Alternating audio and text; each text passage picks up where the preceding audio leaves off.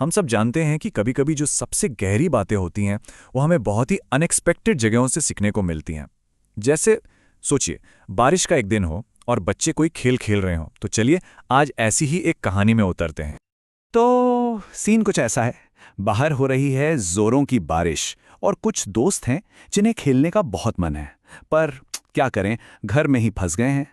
अब उन्हें कुछ तो चाहिए ना टाइम पास करने के लिए। और तभी उन्हें आता है एक बड़ा ही कमाल का आइडिया। एक ऐसा खेल जिसमें बाहर जाने की तो कोई जरूरत ही नहीं है, बल्कि ये तो दिमाग और याददाश्त का खेल है। तो इस खेल का नाम है श्लोकांताक्षरी। अब अंताक्षरी तो हम सब ने खेली है ना? ये बिल्कुल वैसा ही है, बस गानों की जगह यहाँ पर बोले जाते हैं संस्कृत के प्राचीन श्लोक।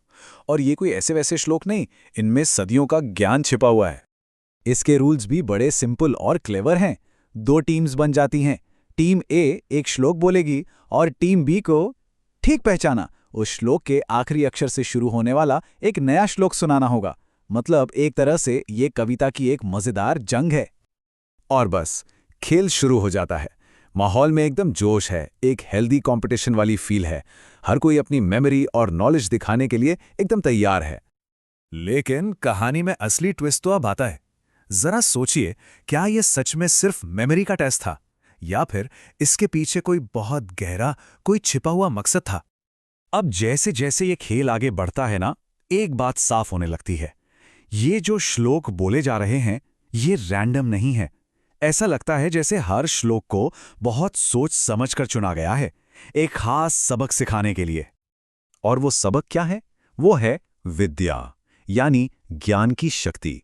असल में ये खेल खेल नहीं था। ये तो ज्ञान के इम्पोर्टेंस पर एक गहरी डिस्कशन थी जो खेल खेल में चल रही थी। अब यहाँ एक श्लोक पर नजर डालते हैं जिसने मुझे तो सच में सोचने पर मजबूर कर दिया। ये कहता है कि सुंदरता और ऊंचा खानदान, ज्ञान के बिना इनकी कोई कीमत नहीं है। ठीक वैसे ही जैसे पलाश का फूल दिखने में तो बहुत सुंदर होता है, पर उसमें खुशबू नहीं होती।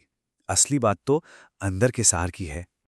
खेल में जो श्लोक बोले गए वो ये भी बताते हैं कि एक समझदार और एक मूर्ख इंसान अपने वक्त का इस्तेमाल कैसे करते हैं। देखिए, समझदार लोग अपना समय लिटरेचर, साइंस और अच्छी सोच में लगाते हैं। वहीं दूसरी तरफ मूर्ख लोग इसे नशे, सोने या फिर लड़ाई झगड़े में बर्बाद कर देते हैं। ये बात हमें भी सोचने पर मजबूर करती है कि हम अपना खाली समय कैसे बिताते हैं, है ना? और ये बात तो और भी कमाल की है कि कैसे एक ही चीज का इस्तेमाल 2 बिल्कुल अलग अलग तरीकों से हो सकता है। एक अच्छा इंसान ज्ञान का इस्तेमाल करता है और जानने के लिए, पैसे का इस्तेमाल करता है दान देने के लिए। वहीं एक दुष्ट इंसान उसी ज्ञान का इस्तेमाल करता है बहस करने के लिए और ताकत का दूसरों को परेशान करने के लिए। तो सबसे बड़ी बात जो निकल कर आती है वो ये है कि ज्ञान को सबसे ऊंचा दर्जा दिया गया है। एक श्लोक में तो ये तक कहा गया है कि विद्या यानी ज्ञान गुरुओं का भी गुरु है। मतलब सोचकर देखिए, इससे ऊंचा और क्या हो सकता है भला? इन श्लोकों में ज्ञान को कई तरीकों से डिफाइन किया गया है।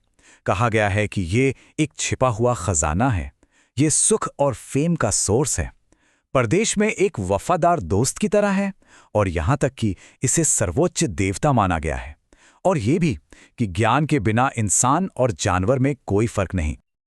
ये एक बहुत ही पावरफुल थॉट है। ये श्लोक हमें याद दिलाते हैं कि असली इज्जत हमेशा ज्ञानी को मिलती है, अमीर को नहीं। यहां तक कि राजा भी दौलत से ज्यादा ज्ञान की कद्र करते हैं। तो इन सारी बातों को मिलाकर हम पहुंचते हैं अपने सबसे आखिरी और सबसे जरूरी सवाल पर। आखिर ज्ञान ही सबसे बड़ा खजाना क्यों है? इसका जवाब भी उन श्लोकों में ही छुपा है। वो एक बहुत मजबूत आर्ग्यूमेंट देते हैं। वो कहते हैं कि सबसे बड़ा खजाना कोई फिजिकल चीज हो ही नहीं सकती, क्योंकि दुनिया की हर भौतिक चीज में कोई ना कोई कमी जरूर होती है। तो फिर ज्ञान में ऐसी क्या खासियत है? देखिए, इसके गुण कितने यूनिक हैं। इसे चोर चुरा नहीं सकते, कोई राजा इसे छीन नहीं सकता, इसे साथ लेकर चलने का कोई बोझ नहीं है, और सबसे सबसे कमाल की बात, ये दुनिया का इकलौता ऐसा खजाना है जो बांटने से कम नहीं होता, बल्कि और बढ़ता है। और ये बात समझकर एक बहुत ही सिंपल लेकिन गहरी फीलिंग आती है कि इस असली खजाने को, यानी ज्ञान को पाना, ये कोई खेल नहीं, ये तो जिंदगी भर का सफर है। तो जाते जाते बस एक सवाल। आज की दुनिया में जहां हम हर चीज को इस बात से तौलते हैं कि हमारे पास क्या है, क्या असली दौलत वो नहीं जिसे कोई हमसे कभी छीन ही नहीं सकता? सोचिएगा जरूर।